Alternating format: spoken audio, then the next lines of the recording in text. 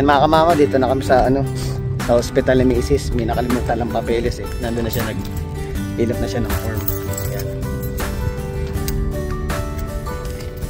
Tinakpan ko yung ano ko, yung ilang ko ngayon mga kamama, at sa daming pagkakataon na aatake yung allergy ko. Ngayon pa dumating. Sabi ko eh, nakalimutan lang papel. Iwanan muna namin yung namin dito. Yung mga gamit niya, ano, kung sakali lang naka-ready na siya dito. Siyempre excited na si Kamamaw. Lalabas na yung baby natin. Tsaka kaganda naman, maganda yung panahon. Yun nga lang, lumabas ang allergy ni Kamamaw. Kaya dinala ko lang yung papeles ni Mrs. Kailangan na dun sa loob. Yung mga Kamamaw, kita tayo later. Ito na mga Kamamaw, naidlip ako dun sa may upuan. Hintay kasi namin yung room niya. So ito na yung room niya ngayon. Yan, dito na ako maghihintay. Private room to. Yan, monitor lang tayo. At nato na naman mga mangyayari.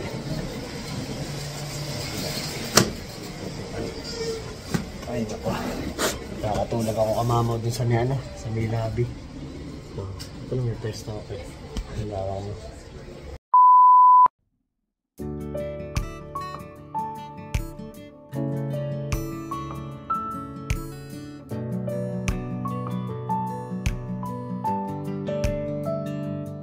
Ay, mapapakinig ko sa inyo heartbeat ng baby.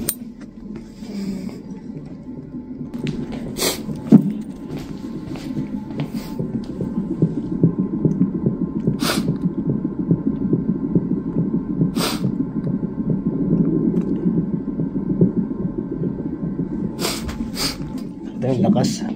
Pag gumagalaw siya, lakas tumanog ng ano. Kala mo naka-speaker yung pinaka-ano nila, yung machine na ginagamit nila.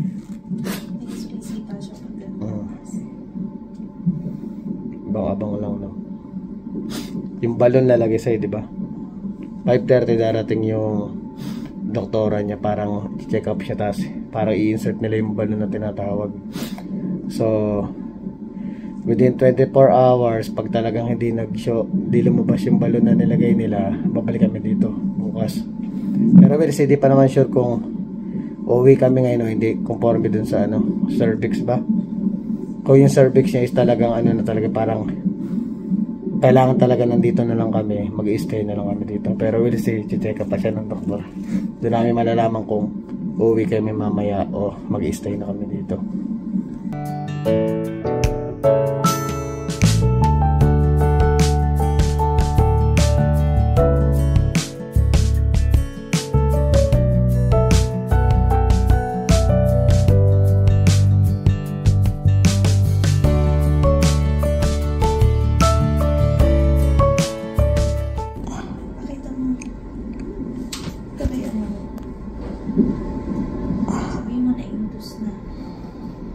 Na-induce na siya. So minilagay ng ano, yung balon na ano. So kung yung balon ay malalaglag na within anytime, babalik agad kami. Balakatan nito, i-observe pa siya ngayon, uwi muna kami. So kung after 2 hours bumagsak yung balon, balik kami. Pero kung hindi babagsak balon within 24 hours, bukas ng same time tayo ngayon babalik. Kapag hindi talaga nahulog. Pero pag nahulog siya right away, like for example, pag uwi namin nahulog na, balik na agad kami dito. Yun yung sign na ano. Grabe in this labor to first time. Habang proseso pala na ito. Nasarapan na siya sa loob. Kaya kailangan na ng induced labor. Yan mga Kamamaw, ano? Di na uwi si Mrs. Kasi usual dapat pauwi na kami.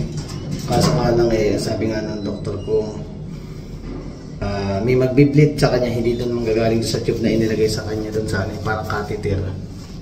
Kung magbiblit siya, or pag tinry niyang umihi tapos nahulog nga yung ball, ano na siya, yung hindi na talaga siya uwi.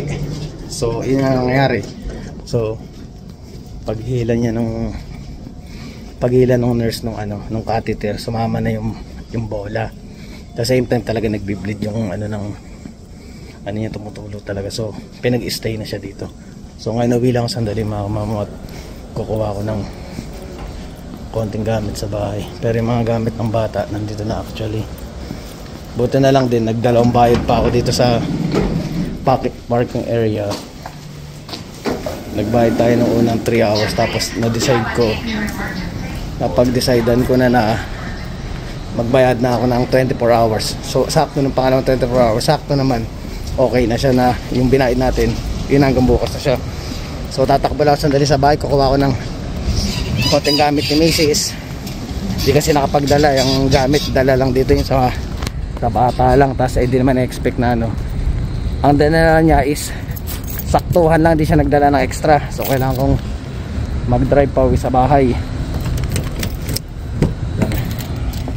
Kuha na rin ako ng medyas niya, tapos silitin ko rin mga alaga natin sandali lang kasi kailangan ko rin makabalik at nagugutom na rin sa miss. Kailangan ko munang pagkain sa bahay. Sige mga kamam, drive muna ako para maayos yung natin. Yan, nakabalik na ako mga kamamaw. Bumili lang ako ng tubig, bumili ako ng... Kasi di kami, di kasi kami talaga preparado na sure ba na talagang mag-i-stay kami ngayon. So, ang nakahanda lang namin talaga na bitbit namin yung gamit ng bata, tsaka gamit nga ng konti ligat. So, umuwi ako pagkain. Pero bala ko bukas, baka na lang pa-deliver na lang kung sakaling para di ko na siya pero syempre kailangan ko rin umuwi dahil sinisilip ko rin yung mga sibless tsaka yung mga alaga natin sa bahay. Syempre hindi rin kakayanin ng bata mag-isa yung mga American Bully natin, kaya ito si Kamamaw, nag-full tank ako para mapuno yung para magamit ko man yung sasakyan dahil yan, para magamit ko man Kamamaw yung sasakyan. Naka-ready siya, marami siyang gasolina. So bakit na ako ng elevator, nagugutom na yung buntis Lipit ko kasi kanina ang dami ng gamit kanina. Taas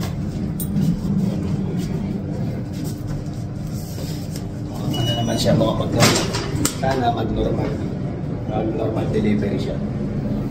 Gutom na. Hindi ko na naisip mga kamamo kung kumain talagang kumbaga yung utak ko is nakapokus ako sa dapat gawin. Ganun yung mga naglalaro sa utak ko, pero para kumain si Mrs. sasabay ako sa kumain. Yeah, but not yet. Oh, yeah. Yeah. But how's everything now? Good. Yeah. And so Just having some contractions. Oh, yeah. Like contraction. And unlike a while ago that the contraction is kind of moderate to I forgot. Yeah. Anyway, yeah, it's going to Okay.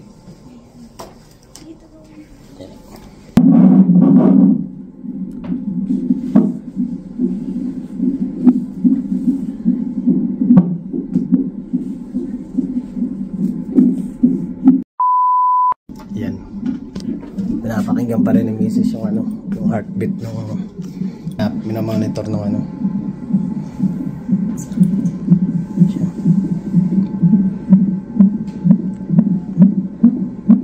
yan, nagko-contract kasi medyo nag-aano na siya talaga. Hopefully sana magtuloy-tuloy yung contraction niya para at least kahit paano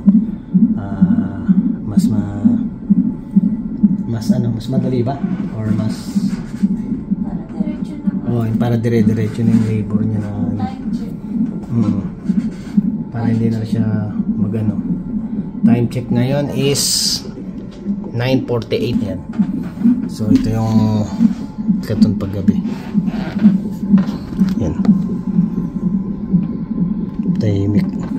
Tsaka yung sa parking, in-expect ko kasi yung sa parking din akala ko mahirapan ako maghanap. So ang maganda dito pinareserve na natin siya ng hanggang bukas pero hindi rin biro yung bayad ng parking, pero okay na rin yun kasi siya. Kumbaga safe siya, tsaka may gwardiya talaga sa labas eh. Pinababantayan. Kasi nandun pa yung gamit ni ni Jacob. Yung tawag dito. Ay tawag doon. Alimutan, pasensya na, tagal ko kasi din nagkaanak eh. Yung ano natin doon, yung pambitbit kay Car seat. ay yung car seat, pero ano tawag doon? Usual na tawag doon. Ay car seat na ano yung ano niya, yung paglalagyan niya pag pinanganak siya. Pasensya na mga kamama. Sobrang tagal kong hindi nagkaanak. Nakalimutan ko na yung mga tawag doon sa mga ano. Kaya monitor lang siya, tapos mamaya pagkabalik ng nurse at tinanggal na yung ano ni Mrs. Kakain na kami para magano na laman ng tiyan. Gugutom na eh. Pero tsaka sabi pa, lilipat na daw kami sa labor room. Kailan daw? Sasabihin na lang. Okay. Ayun mga kamam, ang babait ng nurse dito. Nahiya ako. Kasi si Mrs. pag umihi, automatic papalitan mo yung gamit niyang napkin. Nahiya ako na labas ako ng labas. Kasi hindi ako sanay mga kamama talaga honestly ng palautos. Hindi ako nag-uutos masyado sa mga ganyang ano. Nahiya ako. Kahit nun sa Pilipinas dati nung pinanganak yung mga anak ko. Kaya sabihin natin may bayad yung sa ospital. Nahiya rin akong mag-uutos. Lalo pa ngayon, libre na. Tapos, lapit ka na lapit, hingi ka na yung ano, parang hindi sanay si kamama. Kaya napakasarap ng pakaramdam ngayon nandito tayo sa hospital. Biruin mo, private room pa. Libre siya. Yun ang maganda mga kamama. Kaya sabi ko sa inyo, minsan pag nag-ano tayo about when it comes sa buhay Canada, ito yung mga magagandang benefits na makukuha nyo lalo na pag dumating kayo dito. Yan. Yun ang masasabi natin ngayon na experience ko. First time ko na experience. Ang sarap sa pakaramdam mga kamama. Yan yung laki ng kwarto namin. Tapos may tulugan pa akong sopa dyan. Dito pipa at din pa. Yan. Dito makakatulog na ako dito pag igago. Pero kumbaga na-overwhelm lang ako na accommodating yung mga tao, tsaka talagang ano yung hospitality ng ano yung kumbaga ramdam yung pagiging mabait nila, pagiging helpful nila, tsaka at the same time yung nakamonitor talaga sila every now and then. Balik dito, i-check nila si Mrs. Yan. Kaya masasabi ko first time experience nga mamo na ganito na mga anak si Mrs. ko. Masarap at masaya. Ay mga mama, nandito na kami sa labor room. You know. Medyo mas mas malaki siya mga kamamo. Nandito na siguro yung mga aparato na gagamitin sa ano. Grabe, ang laki ng hospital na ito mga kamamo. Sobrang sulit na sulit mga kamamo talaga. Kanina maluwag na yung mas maluwag itong mga kamamo. Tsaka yung higaan ngayon ni kamamo. Kanina nakaano lang tayo folded lang ngayon isang sopa na. Tsaka maluwag siya, dito na siya.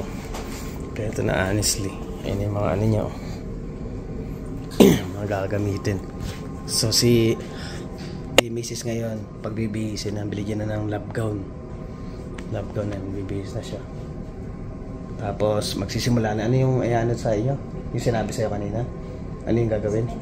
Yun, sa medication na iyan na may parang may papainom na sa kanya para magdire-diretso na yung hilab ng ano yung tiyan niya, kasi 4 cm na rin yung ano niya ngayon yung sinukat kanina. Kaya sana magtuloy-tuloy na ito. Ako kahit na inaantok tayo mga kamamo, mas lamang yung excitement ko mga kamamo na makikita ko na yung anak ko. Yan, magiging kuya na ulit si Kuya Nathan, tsaka si Ate Julia na yan, darating na yung kapatid niyo, tsaka si Bless. Kanina nung umuwi ako, ayun, pinakain ko muna yung mga American Bully. Kinausap ko din para sila mga kamamo kanina. Naiintindihan nila ako, sabi ko, alis muna ako at yung mami nyo is makanganak. So, sabi ko, bantayin nyo muna yung bahay, kayo naman na bahala dun. Hindi sila umabol sa akin mga kamamo. Siguro talaga naiintindihan nila kanina yung sitwasyon namin ni Mrs. na talaga sila, parang aware sila dun sa nangyayari mga kamamo, kaya nakakatawa. Pero bukas uwi tayo at bibili tayo ng dog food at malakas kumain. Hindi ako nakabili noong nakaraan. Hindi ko na-expect na sasakto ngayong araw na to yung mag-i-stay kami dito sa hospital. Kaya bukas pag sakaling mga anak si Mrs. mamaya madaling araw, uwi muna ako tong papakainin natin yung mga alaga natin. Sige mga mama, magre-ready muna si Mrs. Ready na siya.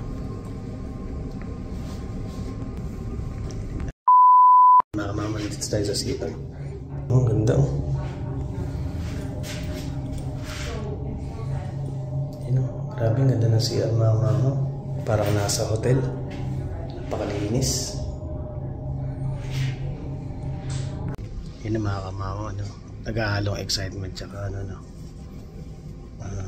Medyo nape-pressure ng konti. Siyempre, nag-aalala din ako sa kay Mrs. na sana nga pag nag-ano na siya mamaya, hindi siya masyadong mahirapan para medyo first time ko kasi usual sa mga di nakakaalam.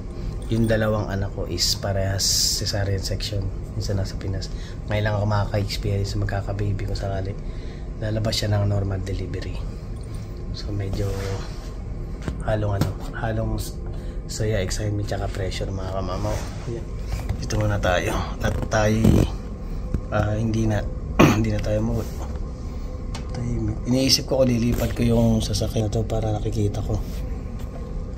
Medyo nag-aalala. Nandun yung gamit ni Jacob, yung pambitbit niya pag lumabas na siya. Pero dito naman so far feeling ko hindi naman naakit, wala namang akit na malikot ang kamay o mapapagtripan yung sasakyan dahil may guardia naman sa baba. Maganda lang yun kung nakapark dito makikita ko siya. Tsaka naninibago ako, hindi ako sanay sa parking na yung nakaslant, nakatabing ganyan yung park ko. Yung mga diretsuhan. Ngayon habang maluwag pa siya, bala ko lilipat na ako dito sa tabi ng puti. Hintayin ko lang muna yung magiging kung ano ba yung gagawin nila. Parang ipapainom sa kanyang gamot eh. Tapos na yun, mga ilang oras at time parang hihilap na talaga. Kasi ngayon nagko-contract na yun, nakita ng nung nurse na nagbabantay kanina. Malakas daw yung contraction, tsaka pag nakahiga siya masakit, nasasaktan daw siya. Kaya kanina mas pinili na lang niya nakatayo, tapos medyo nagwa-warm up siya dyan na galaw siya ng galaw.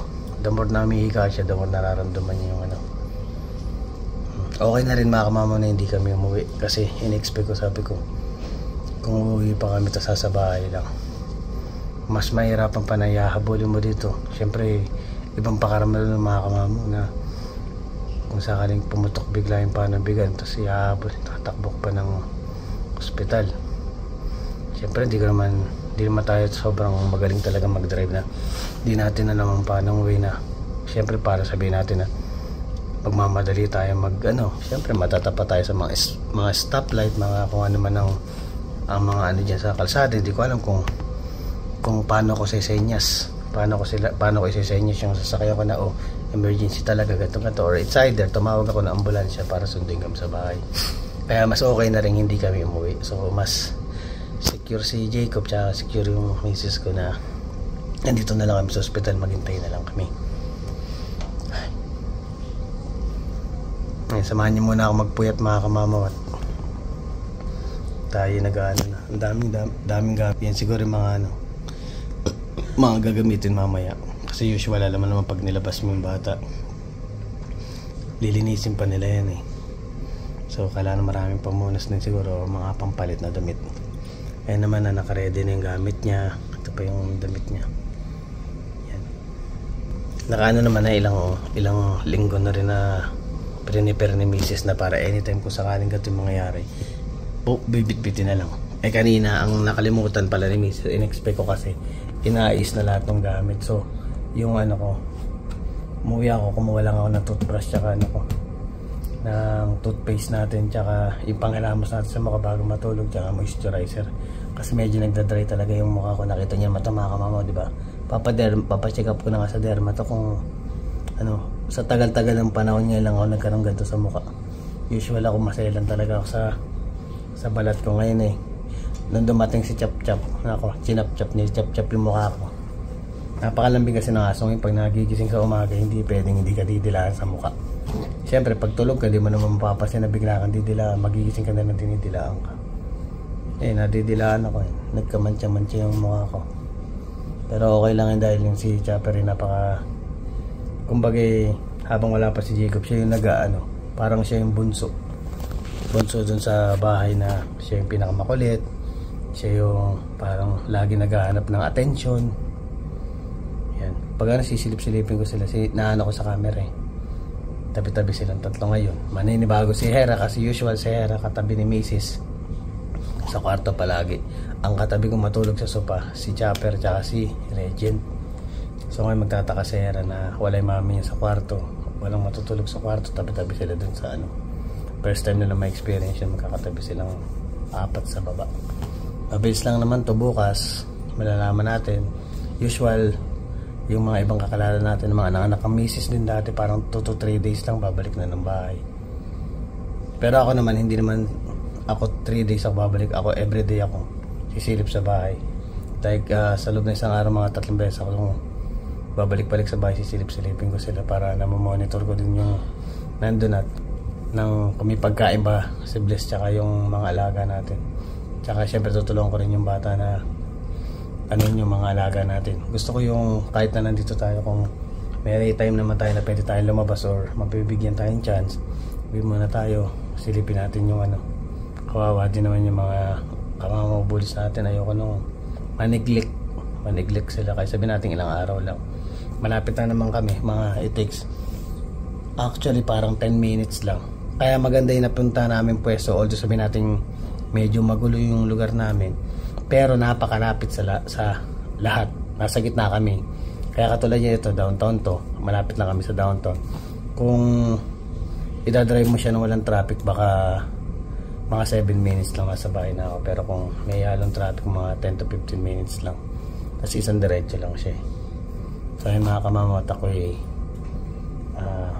pipikit mo ng konti. Kasi baka mamaya dumating na. Para gusto ko kahit abutin man ako madaling araw, nagising na nakabantay kay Miss. Kahit pa paano, nakakapagpahinga ako, na ipipikit ko yung mata ko. Malaking bagay na sa akin yung mga kamama.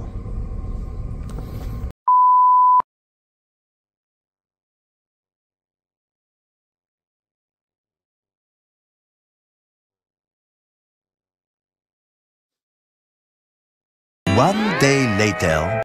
Ayan, kape-kape muna tayo mga kamama. Naabot na tayo ng umaga.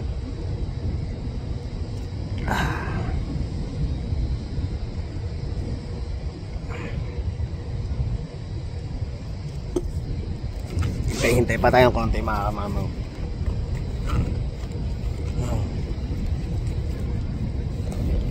Ay nako. Actually mga kamamaw, ano lang yung tulog natin is paputol-putol lang ngayon.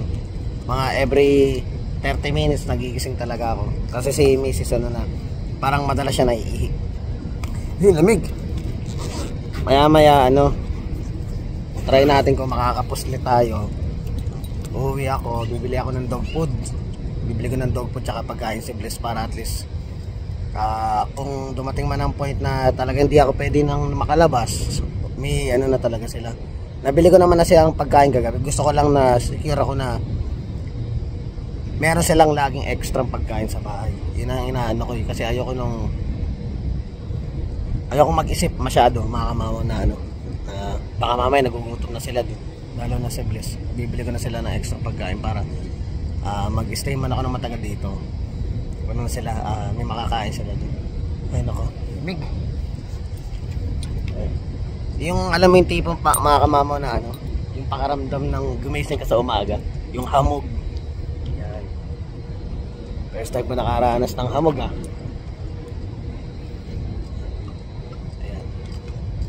For sure mamaya ay lalabas na si ano, lalabas ang ating baby Jacob.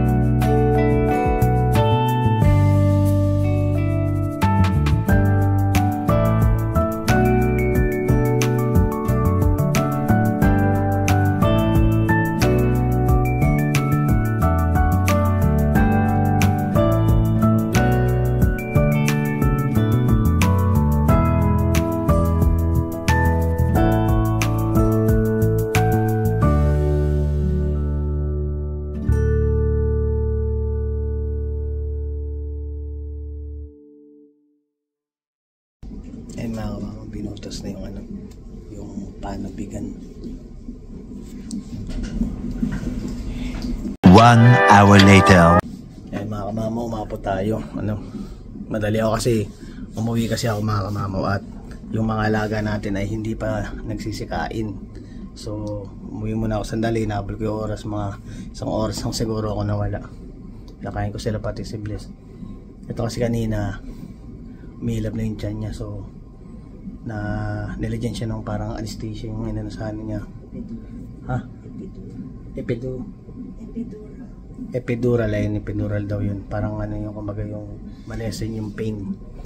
Yan kasi kanina, kala mo parang manganganak mo talaga siya, talagang nakikiusap na siya dun sa nurse na baka pwedeng yun na yung na siya, turok ka na siya kanina. Sumakto busy sa OR. So yun nga nangyari.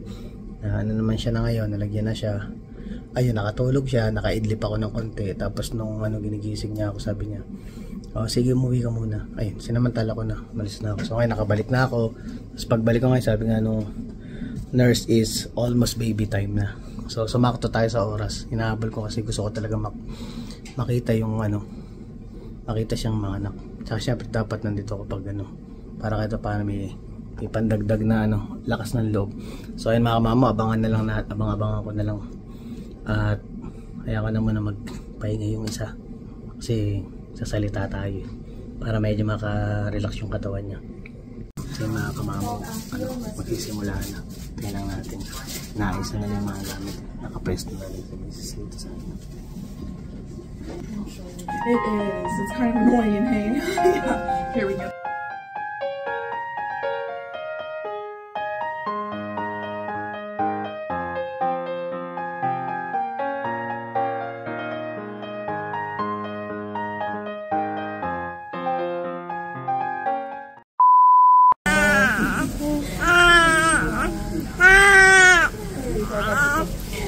So he was a little bit stuck for a while, so I'm just going to make sure he makes this normal transition.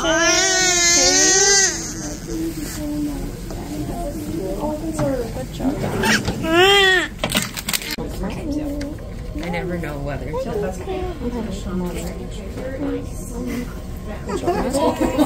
With you in the background? Oh, sure. Okay.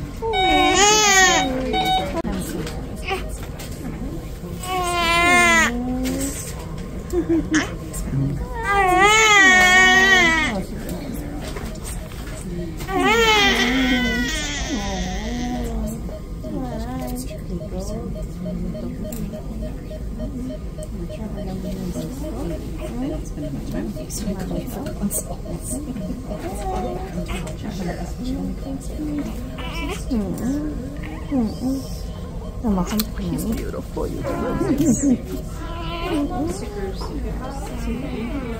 are going to PPCR? Okay, fine. That's for you. Nadaling daw si Baby Jacob sa NICU. So, iniwala ko muna si Mrs. Jacob.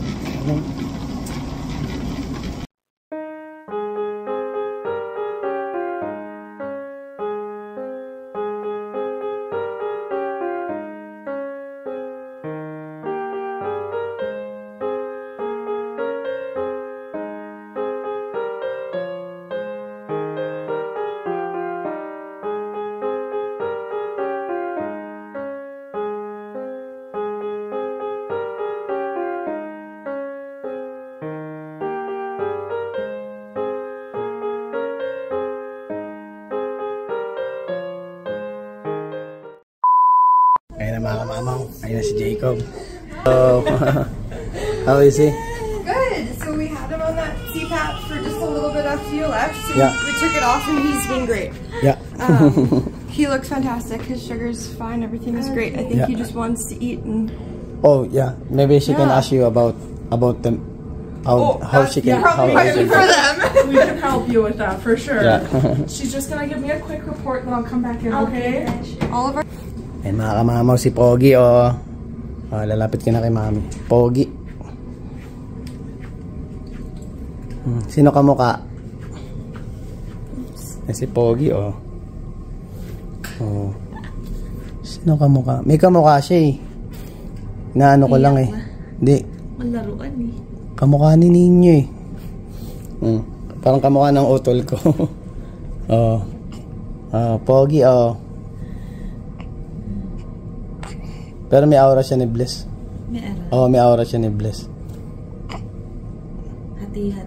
Hati. Pag tinitigan mo siya, parang mukha din, parang yung mga kapatid niya kamukha niya.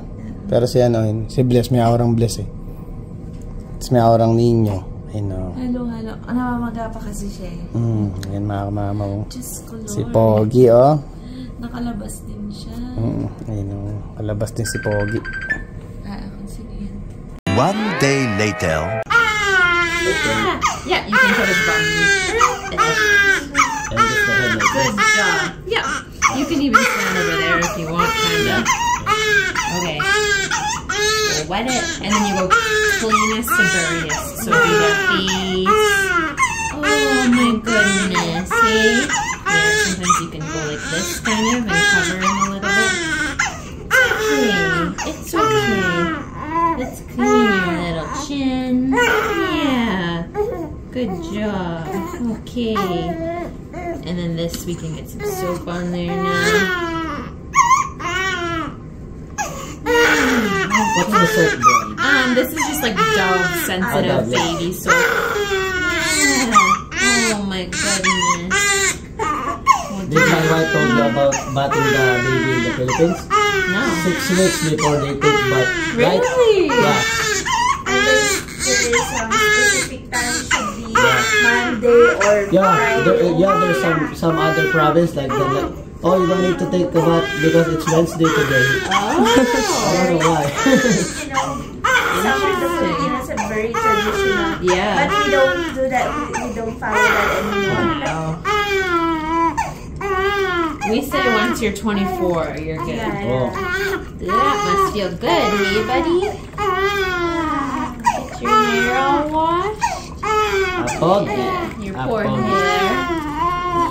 Oh, good boy. I don't want to push too hard just because his head's probably still kind of sore, but that's pretty good. And his front.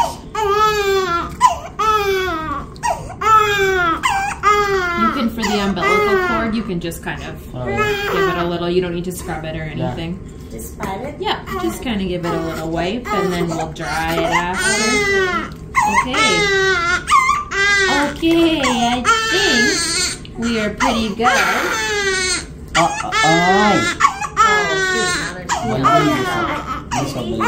Yeah, we'll take this.